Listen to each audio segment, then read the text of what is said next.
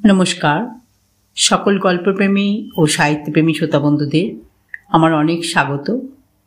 আমার আজকের নিবেদন কথাসাহিত্যিক শরৎচন্দ্র চট্টোপাধ্যায়ের একটি ছোট গল্প বিলাসী। পাক্কা 2 ক্রোশ পথ হাঁটিয়া স্কুলে বিদ্যা অর্জন করিতে যাই। আমি একা নই, 10-12 জন। যাহাদেরই বাটি পল্লীগ্রামে তাহাদেরই ছেলেদের শতকরা 80 জনকে এমনি করিয়া বিদ্যালাভ করিতে হয়।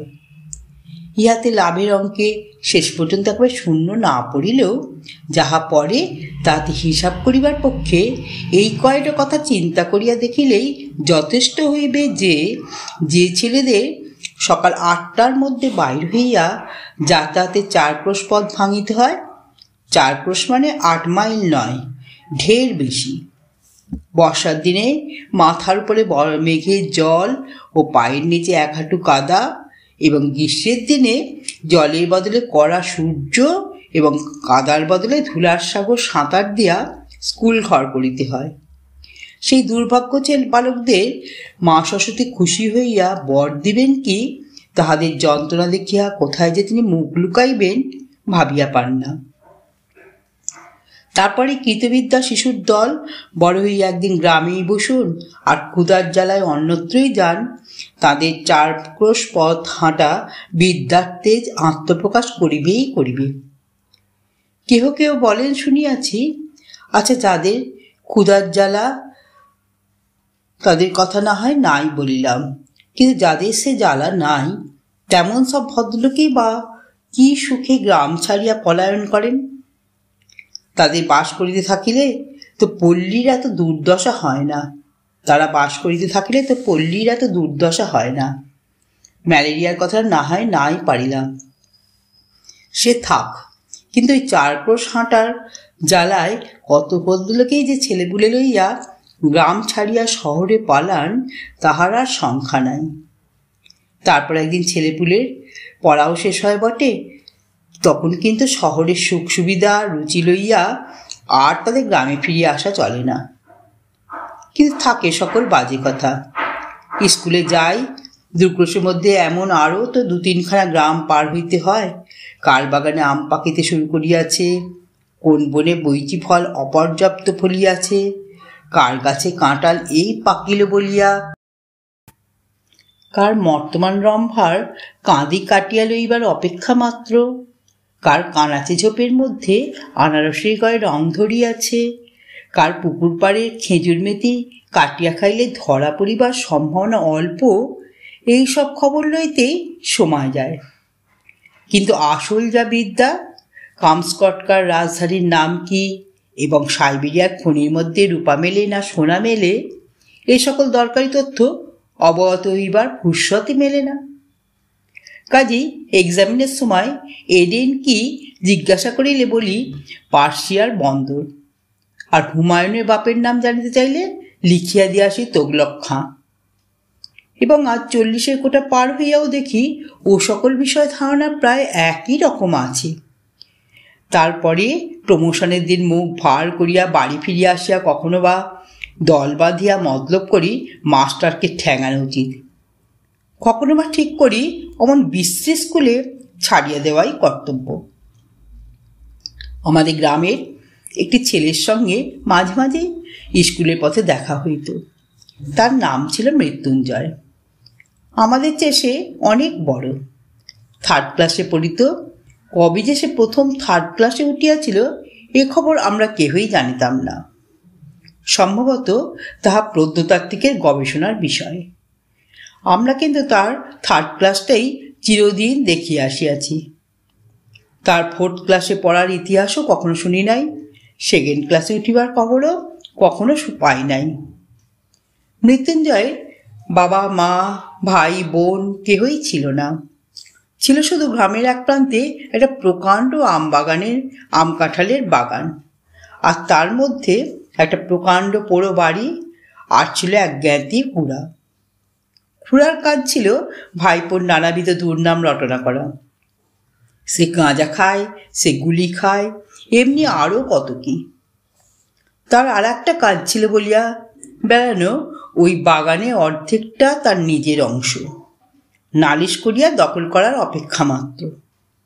অবশ্য দখল একদিন তিনি পাইয়াছিলেন বটে, কিন্তু সে জেলা আদালতের নালিশ করিয়া নয়, উপরে আদালতের হুকুমে। কিন্তু সে কথা পরে হইবে। মৃত্যুঞ্জয় নিজে রান্না করিয়া খাইত এবং আমের দিনে ওই আমবাগানটা জমা দিয়াই তাহার সারা বৎসরে খাওয়া পড়া চলিত, এবং ভালো করিয়াই চলিত। যেদিন দেখা হইয়াছে সেই দিনই দেখিয়াছি ছেঁড়া খোঁড়া মলিন বইগুলি বগলে করিয়া পথের ধার দিয়া নীরবে চলিয়াছে। তাকে কখনো কাহার সহিত যাচিয়া আলাপ করিতে দেখি নাই, বরঞ্চ উপযাজক হইয়া কথা কইতাম আমরাই। তার প্রধান কারণ ছিল এই যে দোকানের খাবার কিনিয়া খাওয়াইতে গ্রামের মধ্যে তাহার জোড়া ছিল না। আর শুধু ছেলেরাই নয়, কত ছেলের বাপ কতবার যে গোপনে ছেলেকে দিয়া তাহার কাছে স্কুলের মাইনা হারাইয়া গেছে, বই চুরি গেছে ইত্যাদি বলিয়া টাকা আদায় করিয়া লইত, তাহা বলিতে পারি না। কিন্তু ঋণ স্বীকার করা তো দূরের কথা, ছেলে তাহার সহিত একটা কথা কইয়াছে, এ কথাও কোনো বাপ ভদ্র সমাজে কবুল করিতে চাহিত না। গ্রামের মধ্যে মৃত্যুঞ্জয় ছিল এমনি সুনাম। অনেক দিন মৃত্যুঞ্জয়ের দেখা নাই। একদিন শোনা গেল সে মরমর, আর একদিন শোনা গেল মালপাড়ার এক বুড়া মাল তাহার চিকিৎসা করিয়া এবং তাহার মেয়ে বিলাসী সেবা করিয়া মৃত্যুঞ্জয়কে জমের মুখ হইতে এই যাত্রা ফিরাইয়া আনিয়াছে। অনেকদিন তাহার অনেক মিষ্টান্নের সদ্ব্যয় করিয়াছি, মনটা কেমন করিতে লাগিল। একদিন সন্ধ্যার অন্ধকারে লুকাইয়া তাহাকে দেখিতে গেলাম। তার পুরো বাড়িতে প্রাচীরের বালাই নাই। স্বচ্ছন্দে ভিতরে ঢুকিয়া দেখি ঘরের দরজা খোলা, বেশ উজ্জ্বল একটা প্রদীপ জ্বলিতেছে, আর ঠিক সম্মুখেই তক্তপোশের উপর পরিষ্কার ধপধপে বিছানায় মৃত্যুঞ্জয় শুইয়া আছে। তার কঙ্কালসার দেহের প্রতি চাহিলেই বোঝা যায় বাস্তবিকই যমরাজ চেষ্টার ত্রুটি করেন নাই, তবে যে শেষ পর্যন্ত সুবিধা করিয়া উঠিতে পারেন নাই সে কেবল ওই মেয়েটির জোরে। সে শিয়রে বসিয়া পাখার বাতাস করিতেছিল, অকস্মাৎ মানুষ দেখিয়া চমকিয়া উঠিয়া দাঁড়াইল। এই সেই বুড়া সাপুরের মেয়ে বিলাসী।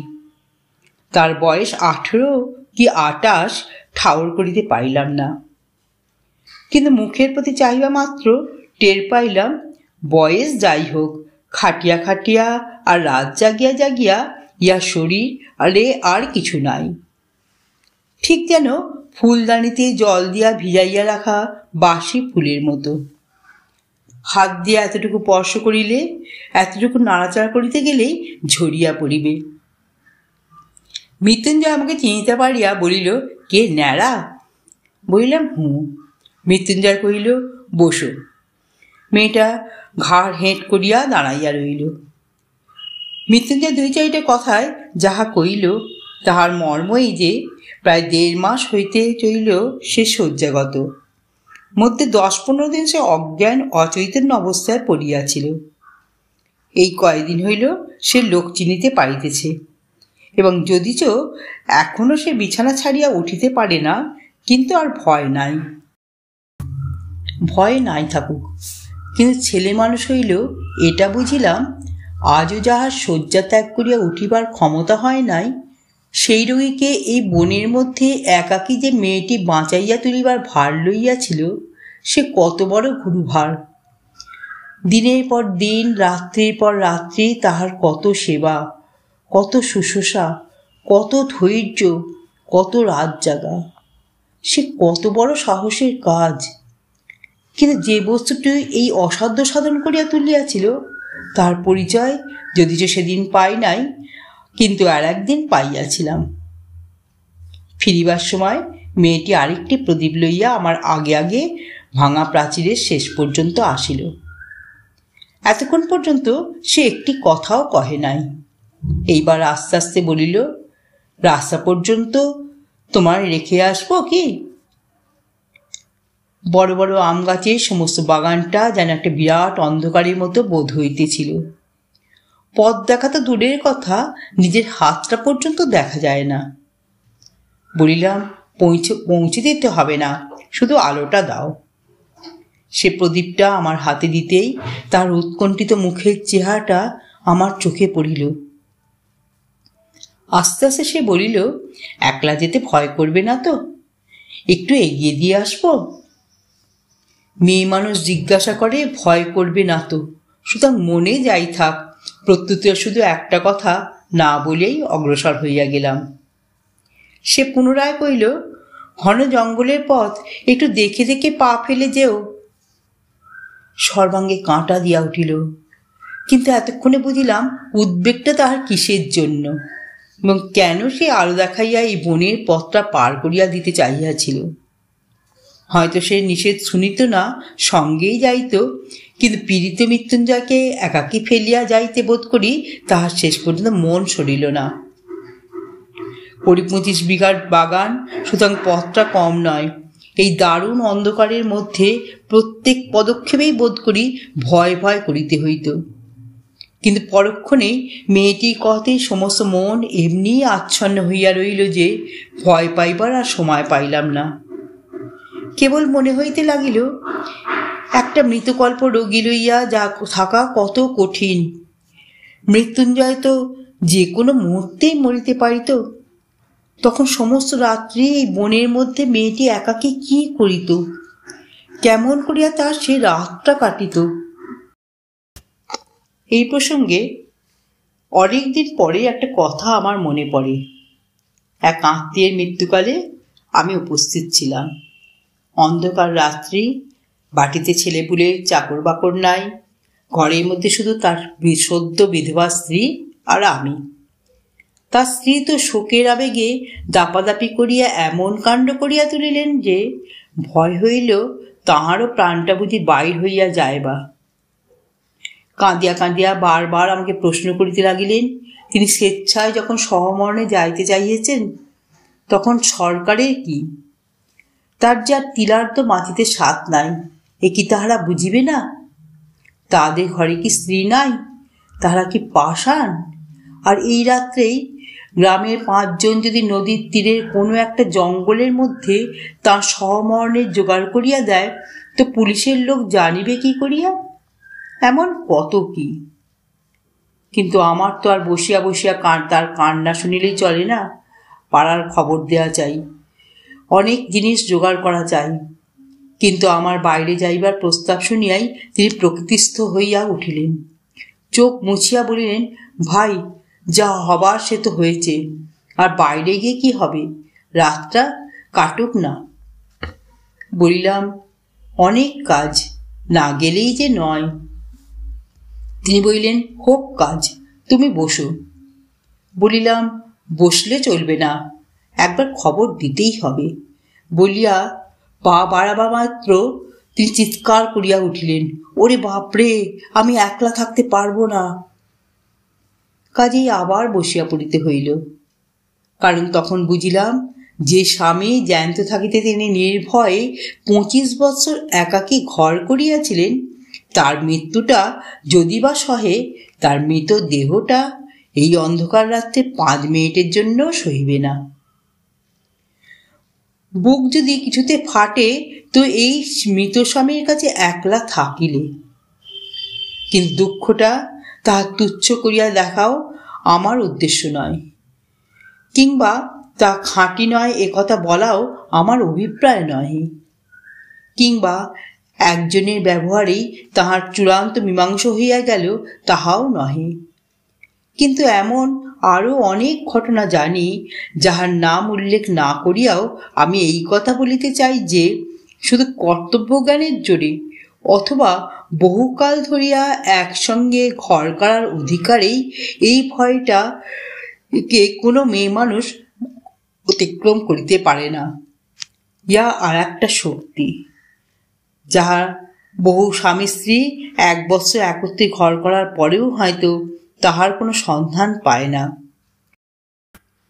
কিন্তু সহসা সেই শক্তির পরিচয় যখন কোনো নরনারীর কাছে পাওয়া যায়, তখন সমাজের আদালতে আসামি করিয়া তাহাদের দণ্ড দেওয়া আবশ্যক যদি হয় তা হোক। কিন্তু মানুষের যে বস্তুটি সামাজিক নয়, সে নিজে যে ইহাদের দুঃখে গোপনে অশ্রু বিসর্জন না করিয়া কোনো মতে থাকিতে পারে না। প্রায় মাস 2 মৃত্যুঞ্জয় খবর লই নাই। যারা পল্লীগ্রাম দেখেন নাই কিংবা ওই রেলগাড়ির জানালায় মুখ বাড়াইয়া দেখিয়াছেন, তারা হয়তো সবিস্ময়ে বলিয়া উঠিবেন, এ কেমন কথা, এ কি কখন সম্ভব হইতে পারে যে অত বড় অসুখটা চোখে দেখিয়া আসিয়াও মাস 2 আর তার কোনো খবরই নাই। তাঁদের অবগতির জন্য বলা আবশ্যক যে এ শুধু সম্ভব নয়, এটা হইয়া থাকে। একজনের বিপদে পাড়াশুদ্ধ ছাঁক বাঁধিয়া উপর হইয়া পড়ে, এই যে একটা জনশ্রুতি আছে, জানি না তাহা সত্যযুগের পল্লীগ্রামে ছিল কি না, কিন্তু একালে তো কোথাও দেখিয়াছি বলিয়া মনে করিতে পারি না। তবে তার মরার খবর যখন পাওয়া যায় নাই, তখন সে যে বাঁচিয়া আছে এ ঠিক। এমনি সময় হঠাৎ একদিন কানে গেল, মৃত্যুঞ্জয় সেই বাগানের অংশীদার খুড়া তোলপাড় করিয়া বেড়াইতেছেন যে গেল গেল, গ্রামটা এবার রসাতলে গেল। নালতের মৃত্যুর বলিয়া সমাজে আর তার মুখ বাহির করিবার জোর হইল না। অকাল কুষ্মণ্ডটা একটা সাপুরের মেয়ে নিকা করিয়া ঘরে আনিয়াছে, আর শুধু নিকা নয়, তাও নয় চুলোয় যাক, তাহার হাতে ভাত পর্যন্ত খাইতেছে। গ্রামে যদি ইহার শাসন না থাকে তো বনে গিয়া বাস করিলেই তো হয়। করলা হরিপুরের সমাজ এ কথা শুনিলে যে ইত্যাদি ইত্যাদি। তখন ছেলে বুড়ো সকলের মুখেই এক কথা, হ্যাঁ এ হইল কি, গুলো কি সত্যই উল্টাইতে বসিল? খুড়া বলিয়া বেড়াইতে লাগিল, এই যে ঘটিবে তিনি অনেক আগেই জানিতেন। তিনি শুধু তামাশা দেখিতেছিলেন, কোথাকার জল কোথায় গিয়া মরে। নইলে পর নয়, প্রতিবেশী নয়, আপনার ভাইপো। তিনি কি বাড়ি লইয়া যাইতে পারিতেন না? তাহার কি ডাক্তার বৈদ্য দেখাইবার ক্ষমতা ছিল না? তবে কেন যে করেন নাই এখন দেখুক সবাই। কিন্তু আর তো চুপ করিয়া থাকা যায় না, এই যে মৃত্যুর বংশের নাম ডুবাইয়া যায়, গ্রামের যে মুখ পড়ে। তখন আমরা গ্রামের লোক মিলিয়া যে কাজটা করিলাম তাহা মনে করিলে আমি আজও লজ্জায় মরিয়া যাই। খুড়া চলিলেন নালতের মৃত্যুর বংশে অভিভাবক হইয়া, আর আমরা 10-12 জন সঙ্গে চলিলাম গ্রামের বদন দগ্ধ না হয় এই জন্য। মৃত্যুঞ্জয় পোড়া বাড়িতে গিয়া যখন উপস্থিত হইলাম, তখন সবেমাত্র সন্ধ্যা হইয়াছে। মেয়েটি ভাঙা বারান্দার একধারে রুটি গড়িতেছিল। অকস্মাৎ লাঠি সোঁটা হাতে এতগুলি লোককে উঠানের উপর দেখিয়া ভয় নীলবর্ণ হইয়া গেল। খুড়া ঘরের মধ্যে উঁকি মারিয়া দেখিলেন মৃত্যুঞ্জয় শুইয়া আছে। চট করিয়া শিকলটা টানিয়া দিয়া সেই ভয় মৃতপ্রায় মেয়েটিকে সম্ভাষণ শুরু করিলেন। বলা বাহুল্য, জগতে কোনো খুড়া কোনো কালে বোধ করি ভাইপো স্ত্রীকে ওরূপ সম্ভাষণ করে নাই। সে এমনি যে মেয়েটি হীন সাপুরের মেয়ে হইয়াও তাহা সইতে পারিল না। চোখ তুলিয়া বলিল, বাবা আমার রে বাবুর সাথে নিকে দিয়েছে জানো। খুড়া বলিলেন, তবে রে, ইত্যাদি ইত্যাদি, এবং সঙ্গে সঙ্গেই 10-12 জন বীর দর্পে হুঙ্কার দিয়া তাহার ঘাড়ে পড়িল। কেউ ধরিল চুলের মুঠি, কেউ ধরিল কান, কেউ ধরিল হাত দুটা, এবং যাহাদের সে যে সুযোগ ঘটিল না তাহারাও নিশ্চেষ্ট হইয়া রহিল না। কারণ সংগ্রামস্থলে আমরা কাপুরুষের ন্যায় চুপ করিয়া থাকিতে পারি, আমাদের বিরুদ্ধে অত বড় দুর্নাম রটনা করিতে বোধ করি নারায়ণীয় কর্তৃপক্ষেরও চক্ষু লজ্জা হইবে। এইখানে একটা অবান্তর কথা বলিয়া রাখি। শুনিয়াছি নাকি বিলাত প্রভৃতি ম্লেচ্ছ দেশে পুরুষদের মধ্যে একটা কুসংস্কার আছে, স্ত্রীলোক দুর্বল এবং নিরুপায় বলিয়া তাদের ঘায়ে হাত তুলিতে নাই। এ আবার কি কথা? সনাতন হিন্দু এ কুসংস্কার মানে না। আমরা বলি, যাহারই গায়ে জোর নাই তাহারই গায়ে হাত তুলিতে পারা যায়, সে নর নারী যাই হোক না কেন। মেয়েটি প্রথমেই সেই যে একবার আর্তনাদ করিয়া উঠিয়াছিল, তারপরে একেবারে চুপ হইয়া গেল।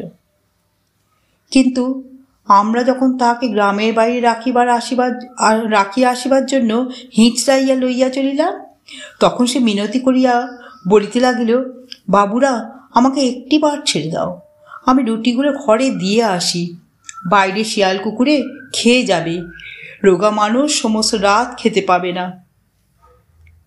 মৃত্যুঞ্জয় রুদ্ধ ধারের মধ্যে পাগলের মতো মাথা কুটিতে লাগিল, দ্বারে পদাঘাত করিতে লাগিল এবং শ্রাব্য অশ্রাব্য বহুবিধ ভাষা প্রয়োগ করিতে লাগিল। কিন্তু আমরা তাহাতে তিলার্ধ বিচলিত হইলাম না।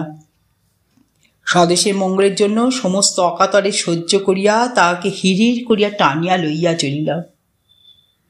চলিলাম বলিতেছি, কেননা আমিও বরাবর সঙ্গে ছিলাম। কিন্তু কোথায় আমার মধ্যে একটুখানি দুর্বলতা ছিল, আমি তার গায়ে হাত দিতে পারি নাই, বরঞ্চ কেমন যেন কান্না পাইতে লাগিল।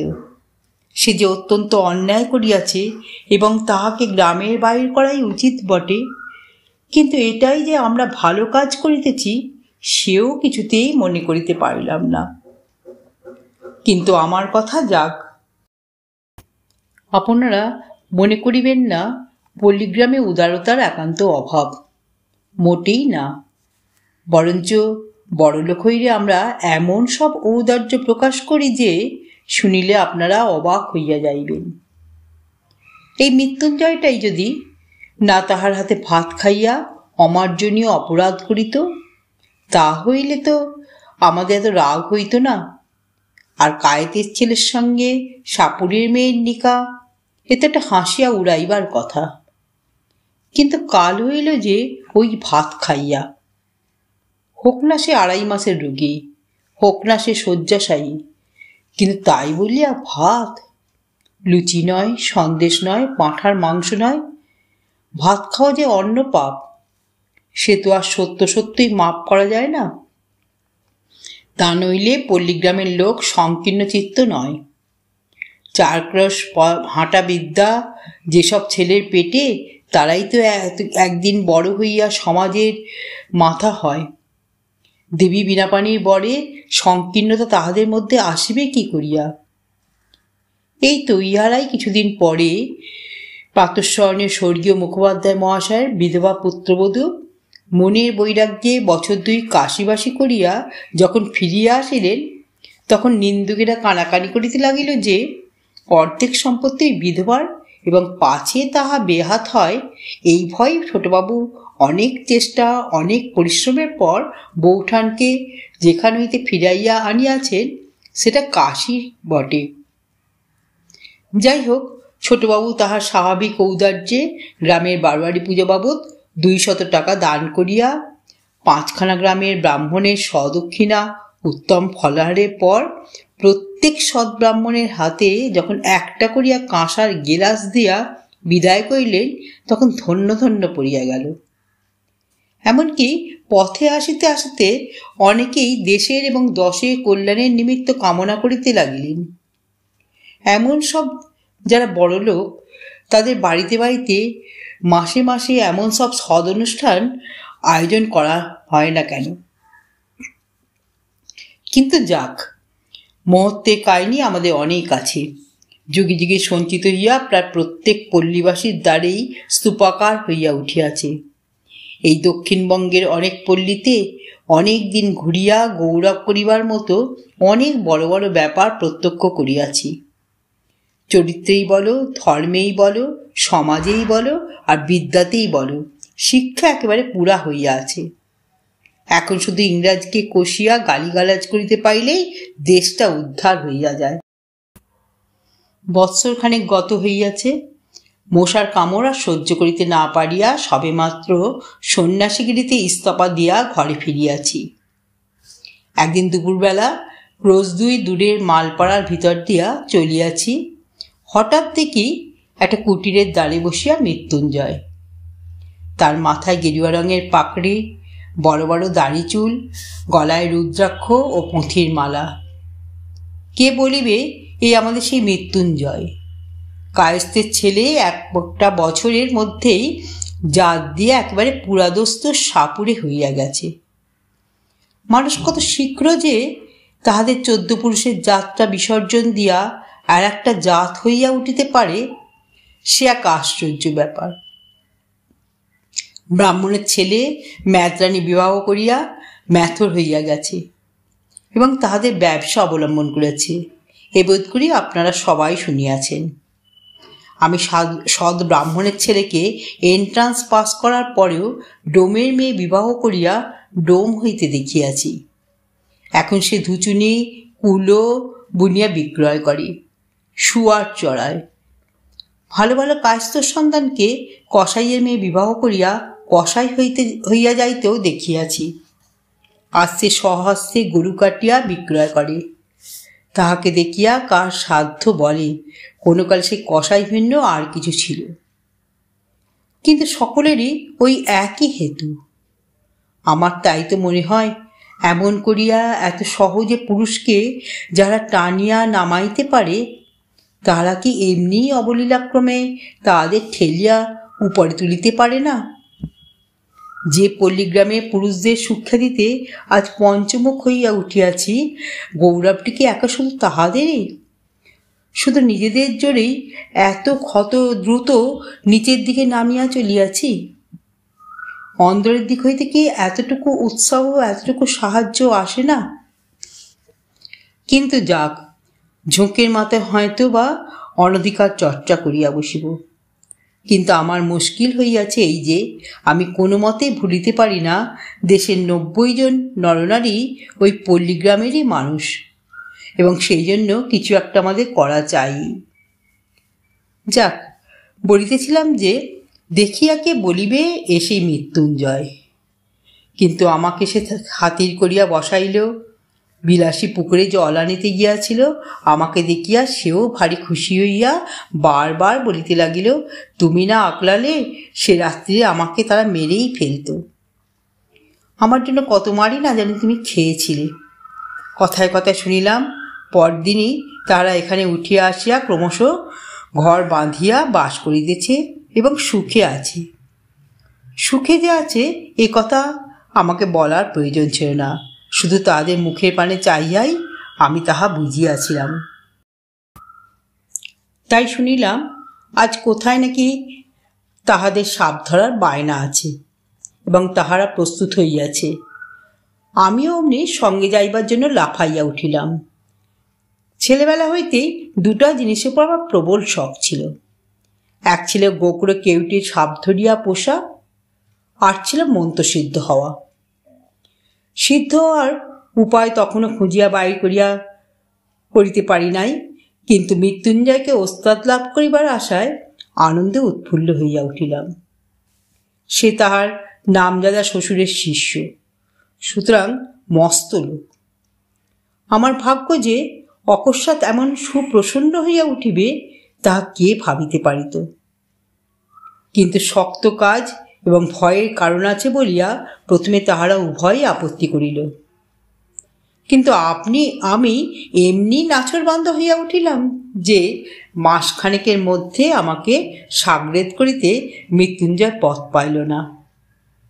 সাপ ধরার মন্ত্র এবং হিসাব শিখাইয়া দিল। কবজিতে এবং ওষুধ সমেত মাদুলি বাঁধিয়া দিয়া দস্তুর মতো সাপুরে বানাইয়া তুলিল। মন্ত্রটা কি জানেন? তা শেষটা আমার মনে আছে। ওরে কেউটে তুই মনসার বাহন, মনসা দেবী আমার মা, ওলট পালট পাতল ফোঁড়, ঢোঁড়ার বীজ তুই নে, তোর বীজ ঢোঁড়ারে দে, দুধরাজ মণিরাজ কার আজ্ঞে, বিশ্বরীর আজ্ঞে। ইহার মানে যে কি তাহা আমি জানি না, কারণ যিনি এই মন্ত্রের স্রষ্টা ঋষি ছিলেন নিশ্চয়ই কেহ না কেহ ছিলেন, তাঁর সাক্ষাৎ কখনো পাই নাই। অবশেষে একদিন এই মন্ত্রের সত্য মিথ্যার চরম মীমাংসা হইয়া গেল বটে, কিন্তু যতদিন না হইল ততদিন সাপ ধরার জন্য চতুর্দিকে প্রসিদ্ধ হইয়া গেলাম। সবাই বলা বলি করিতে লাগিল, হ্যাঁ, ন্যাড়া একজন গুণী লোক বটে। সন্ন্যাসী অবস্থায় কামাখ্যায় গিয়া সিদ্ধ হইয়া আসিয়াছে। এতটুকু বয়সের মধ্যে এত বড় ওস্তাদ হইয়া অহংকারে আমার আর মাটিতে পা পড়ে না, এমনি জো হইল। বিশ্বাস করিল না শুধু 2 জন। আমার গুরু যে, সে তো ভালো মন্দ কোনো কথাই বলিত না, কিন্তু বিলাসী মাঝে যে মুখ টিপিয়া হাসিয়া বলিতে, ঠাকুর এসব ভয়ঙ্কর জানোয়ার, একটু সাবধানে নাড়াচাড়া করো। বসে বিষ দাঁত ভাঙা, সাপের মুখ হইতে বিষ বাহির করা প্রভৃতি কাজগুলা এমনি অবহেলার সহিত করিতে শুরু করিয়াছিলাম যে সেসব মনে পড়িলে আজও আমার গা কাঁপে। আসল কথা হইতেছে এই যে সাপ ধরা কঠিন নয়, এবং ধরা সাপ 2-4 দিন হাঁড়িতে পুড়িয়া রাখার পরে তাহার বিষ দাঁত ভাঙাই হোক আর নাই হোক, কিছুতেই কামড়াইতে চাহে না। চক্র তুলিয়া কামড়াইবার ফান করে, ভয় দেখায়, কিন্তু কামড়ায় না। মাঝে মাঝে আমাদের গুরু শিষ্যর সহিত বিলাসী তর্ক করিত। সাপুড়েদের সবচেয়ে লাভের ব্যবসা হইতেছে শিকড় বিক্রি করা, যা দেখাইবা মাত্র সাপ পলাইতে পথ পায় না, কিন্তু তার পূর্বে সামান্য একটু কাজ করিতে হইত। যে সাপটা শিকড় দেখিয়া পলাইবে তাহার মুখে একটা লোহার শিক পুড়াইয়া 12 কয়েক ছ্যাঁকা দিতে হয়। তারপরে তাকে শিকড়ই দেখানো হোক আর একটা কাঠি দেখানো হোক, সে যে কোথায় পলাইবে ভাবিয়া পায় না। এই কাজটার বিরুদ্ধে বিলাসী ভয়ানক আপত্তি করিয়া মৃত্যুঞ্জয়কে বলিত, দেখো এমন করিয়া মানুষ ঠকাইও না। মৃত্যুঞ্জয় কহিত, সবাই করে, এতে দোষ কি? বিলাসী বলিত, করুক গে সবাই, আমাদের তো খাবার ভাবনা নেই, আমরা কেন মিছিমিছি লোক ঠকাতে যাই? আর একটা জিনিস আমি বরাবর লক্ষ্য করিয়াছি, সাপ ধরার বায়না আসিলেই বিলাসী নানা প্রকার বাধা দেবার চেষ্টা করিত।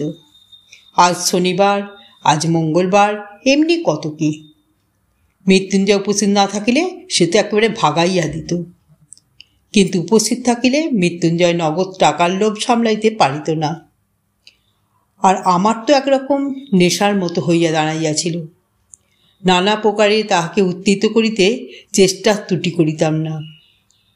বস্তুত ইহার মধ্যে মজা ছাড়া ভয় যে কোথায় ছিল এ আমাদের মনে স্থান পাইত না। কিন্তু এই পাপের দণ্ড আমাকে একদিন ভালো করিয়াই দিতে হইল। সেদিন ক্রোশ 1.5 দূরে এক গোয়ালার বাড়িতে সাপ ধরিতে গিয়াছি। বিলাসী বরাবরই সঙ্গে যাইত, আজও সঙ্গে ছিল। মেটে ঘরের মেঝে খানিকটা খুঁড়িতেই একটা গর্তের চিহ্ন পাওয়া গেল।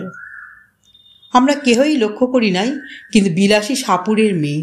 সে হেঁট হইয়া কয়েক টুকরো কাগজ তুলিয়া লইয়া আমাকে বলিল, ঠাকুর একটু সাবধানে খুঁড়ো, সাপ একটা নয়, 1 জোড়া তো আছে বটেই, হয়তো বা বেশিও থাকতে পারে।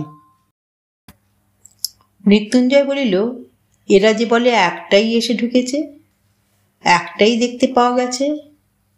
বিলাসী কাগজ দেখাইয়া কইল, দেখছো না, বাসা করেছিল। মৃত্যুঞ্জয় কহিল, কাগজটি ইঁদুরেও আনতে পারে। বিলাসী কহিল, 2ই হতে পারে, কিন্তু 2টো আছেই, আমি বলছি। বাস্তবিক বিলাসীর কথাই ফলিল, মর্মান্তিকভাবেই সেদিন ফলিল। মিনিট 10 মধ্যেই একটা প্রকাণ্ড খড়িস কোকড়ো ধরিয়া ফেলিয়া মৃত্যুঞ্জয় আমার হাতে দিল, কিন্তু সেটাকে ঝাঁপির মধ্যে পুড়িয়া ফিরিতে না ফিরিতেই মৃত্যুঞ্জয় উহ করিয়া নিঃশ্বাস ফেলিয়া বাইরে আসিয়া দাঁড়াইল। তাহার হাতের উল্টা পিঠ দিয়া ঝরঝর করিয়া রক্ত করিতেছিল। প্রথমটা যেন সবাই হতবুদ্ধি হইয়া গেলাম, কারণ সাপ ধরিতে গেলে সে পলাইবার জন্য ব্যাকুল না হইয়া বরঞ্চ গর্ত হইতে 1 হাত মুখ বাহির করিয়া দংশন করে, এমন অভাবনীয় ব্যাপার জীবনেই একটিবার মাত্র দেখিয়াছি। পরক্ষণেই বিলাসী চিৎকার করিয়া ছুটিয়া গিয়া আঁচল দিয়া তার হাতটা বাঁধিয়া ফেলিল এবং যত রকমের শিকড় বাকড় সে সঙ্গে আনিয়াছিল সমস্তই তাহাকে চিবাইতে দিল। মৃত্যুঞ্জয়ের নিজের মাদুলি তো ছিলই, তাহার উপরেও আমার মাদুলিটাও খুলিয়া তাহার হাতে বাঁধিয়া দিলাম। আশা বিষই আর ঊর্ধ্বে উঠিবে না, এবং আমার সেই বিষহরীর আজ্ঞে মন্ত্রটা সতেজে বারবার আবৃত্তি করিতে লাগলাম। চতুর্দিকে ভিড় জমিয়া গেল, এবং এ অঞ্চলের মধ্যে যেখানে যত গুণী ব্যক্তি আছেন সকলকে খবর দিবার জন্য দিকে দিকে লোক ছুটিল। বিলাসীর বাপকেও সংবাদ দিবার জন্য লোক গেল। আমার মন্ত্র পড়ার আর বিরাম নাই, কিন্তু ঠিক সুবিধা হইতেছে বলিয়া মনে হইল না। তথাপি আবৃত্তি সমভাবেই চলিতে লাগিল। কিন্তু মিনিট 15-20 পরেই যখন মৃত্যুঞ্জয় একবার বমি করিয়া দিল, তখন বিলাসী মাটির উপরে একেবারে আছাড় খাইয়া পড়িল। আমি বুঝিলাম বিশহরীর দোহাই বুঝি আর খাটে না।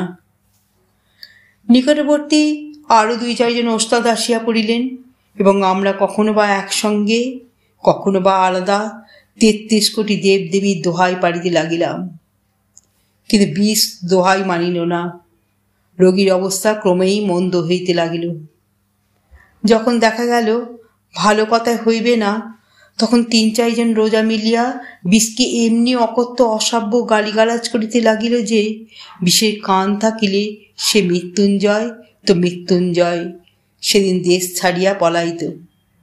কিন্তু কিছুতেই কিছু হইল না। আরও আধ ঘণ্টা ধস্তাধস্তি পরে রোগী তার বাপ মায়ের দেওয়া মৃত্যুঞ্জয় নাম, তার শ্বশুরের দেওয়া মন্ত্রস্বধি সমস্ত মিথ্যা প্রতিপন্ন করিয়া ইহলোকের লীলা থাঙ্গ করিল। বিলাসী তার স্বামীর মাথাটা কোলে করিয়া বসিয়াছিল, সে যেন একেবারে পাথর হইয়া গেল। যাক, তাহার দুঃখে কাহিনীটা আর বাড়াইব না। কেবল এইটুকু বলিয়া শেষ করিব যে সে 7 দিনে বেশি বাঁচিয়া থাকাটা সইতে পারিল না। আমাকে শুধু একদিন বলিয়াছিল, ঠাকুর, আমার মাথার দিব্যি রইল, এসব তুমি আর কখনো করো না। আমার মাদুলি কবস্ত মৃত্যুঞ্জয়ের সঙ্গেই কবরে গিয়াছিল, ছিল শুধু বিশহরীর আজ্ঞা। কিন্তু সে আজ্ঞা যে ম্যাজিস্ট্রেটের আজ্ঞা নয় এবং সাপের বিষ যে বাঙালির বিষ নয়, তা আমিও বুঝিয়াছিলাম। একদিন গিয়া শুনিলাম ঘরে তার বিষের অভাব ছিল না, বিলাসী আত্মহত্যা করিয়া মরিয়াছে এবং শাস্ত্রমতে সে নিশ্চয়ই নরকে গিয়াছে। কিন্তু যেখানেই যাক, আমার নিজের যখন যাইবার সময় আসিবে, তখন ওইরূপ কোনো একটা নরকে যাইবার প্রস্তাবে পিছাইয়া দাঁড়াইব না, এইমাত্র বলিতে পারি। খুড়োমশাই 16 আনা বাগান দখল করিয়া অত্যন্ত বিজ্ঞের মতো চারিদিকে বলিয়া বেড়াইতে লাগিলেন, ওর যদি না অপঘাতে মৃত্যু হবে তো হবে কার? পুরুষ মানুষ অমন একটা ছেলে 10টা করুক না, তাতে তো তেমন আসে যায় না, না হয় একটু নিন্দাই হতো। কিন্তু হাতে ভাত খেয়ে মরতে গেলি কেন? নিজে মরলো, আমার পর্যন্ত মাথা হেঁট করে গেল। না ফেলে 1 ফোঁটা আগুন, না পেলে একটা পেন্ডি, না হলে একটা ভুজ্জি উচ্ছুগ্য। গ্রামের লোক এক বাক্যে বলিতে লাগিল, তাহাতে আর সন্দেহ কি? অন্য পাপ, বাপরে, এ কি আর প্রায়শ্চিত্ত আছে? বিলাসী আত্মহত্যার ব্যাপারটাও অনেকের কাছে পরিহাসের বিষয় হইল। আমি প্রায় ভাবি এ অপরাধ হয়তো উহারা উভয় করিয়াছিল। কিন্তু মৃত্যুঞ্জয় তো পল্লী গ্রামেরই ছেলে, পাড়াগাঁয়ের তেলে জলেই তো মানুষ, তবু এত বড় দুঃসাহসের কাজে প্রবৃত্ত করাইয়াছিল, তাহাকে যে বস্তুটা সেটা কেহ একবার চোখ মেলিয়া দেখিতে পাইল না। আমার মনে হয় যে দেশের নরনারীর মধ্যে পরস্পরের হৃদয় জয় করিয়া বিবাদ করিবার রীতি নাই, বরঞ্চ তাহার নিন্দার সামগ্রী, সে দেশের নরনারীর আশা করিবার সৌভাগ্য, আকাঙ্ক্ষা করিবার ভয়ঙ্কর আনন্দ হইতে চিরদিনের জন্য বঞ্চিত, যাহাদের জয়ের গর্ব, পরাজয়ের ব্যাখ্যা কোনোটাই জীবনে একটিবারও বরণ করিতে হয় না, যাদের ভুল করিবার দুঃখ আর ভুল না করিবার আত্মপ্রসাদ কিছুরই বালাই নাই, যাহাদের প্রাচীন এবং বহুদর্শী বিজ্ঞ সমাজ সর্বপ্রকারে হাঙ্গামা হইতে অত্যন্ত সাবধানে দেশের লোককে তফাত করিয়া আজীবন কেবল ভালোটি হইয়া থাকিবারই ব্যবস্থা করিয়া দিয়াছেন, তাই বিবাহ ব্যাপারটা যাহাদের শুধু নিছক কন্ট্রাক্ট, তার সে যতই কেননা বৈদিক মন্ত্র দেওয়া ডকুমেন্ট পাকা করা হোক, সে দেশের লোকের সাধ্যই নাই মৃত্যুঞ্জয়ের অন্নপাপের কারণ বুঝে। বিলাসীকে যাহারা পরিহাস করিয়াছিলেন, তাহারা সাধু গৃহস্থ এবং সাধ্যী গৃহিণী। অক্ষয় সতীলোক তাহারা সবাই পাইবেন, তাও আমি জানি। কিন্তু সেই সাপুড়ে মেয়েটি যখন একটি পীড়িত শয্যাগত লোককে তিল তিল করিয়া জয় করিতেছিল, তাহার তখনকার সেই গৌরবের কণামাত্র হয়তো আজিও ইহাদের চোখে দেখেন নাই, হয়তো আজিও ইহাদের কেহ চোখে দেখেন নাই। মৃত্যুঞ্জয় হয়তো নিতান্তই একটা তুচ্ছ মানুষ ছিল, কিন্তু তাহার হৃদয় জয় করিয়া দখল করার আনন্দটাও তুচ্ছ নয়। সে সম্পদও অকিঞ্চিৎকর নহে। এই বস্তুটাই এদেশের লোকের পক্ষে বুঝিয়া ওঠা কঠিন। আমি ভূদেববাবুর পারিবারিক প্রবন্ধের দোষ দিব না এবং শাস্ত্রীয় তথা সামাজিক বিধি ব্যবস্থারও নিন্দা করিব না। করিলেও মুখের পর কড়া জবাব দিয়া যাহারা বলিবেন এই হিন্দু সমাজ তাহার নির্ভুল বিধি ব্যবস্থার জোরেই অত শতাব্দীর অতগুলো বিপ্লবের মধ্যে বাঁচিয়া আছে, আমি তাহাদের অতিশয় ভক্তি করি। প্রত্যুত্তরে আমি কখনোই বলিব না টিকিয়া থাকা চরম সার্থকতা নয় এবং অতিকায় হস্তি লোক পাইয়াছে, কিন্তু তেলাপোকা টিকিয়া আছে। আমি শুধু এই বলিব যে বড়লোকের নন্দগোপালটির মতো দিবারাত্র চোখে চোখে এবং কোলে কোলে রাখিলে সে যে বেশটি থাকিবে তাহাতে কোনোই সন্দেহ নাই, কিন্তু একেবারে তেলাপোকাটির মতো বাঁচাইয়া রাখার চেয়ে এক আধবার কোল হইতে নামাইয়া আরও 5 জন মানুষের মতো 2-1 পা হাঁটিতে দিলেও প্রায়শ্চিত্ত করার মতো পাপ হয় না। বিলাসী গল্পটি এখানেই সমাপ্ত হলো। যদি শ্রোতা বন্ধুদের আমার গল্প পাঠ ভালো লেগে থাকে তাহলে অবশ্যই আমার চ্যানেলটিকে সাবস্ক্রাইব করে পাশে থাকা বেল আইকনটিকে প্রেস করে অল করে দেবেন। তাহলে যখনই আমি নিত্য নতুন গল্প আপলোড করব আপনারা সকলে পেয়ে যাবেন। আপনারা সবাই খুব ভালো থাকবেন। নমস্কার।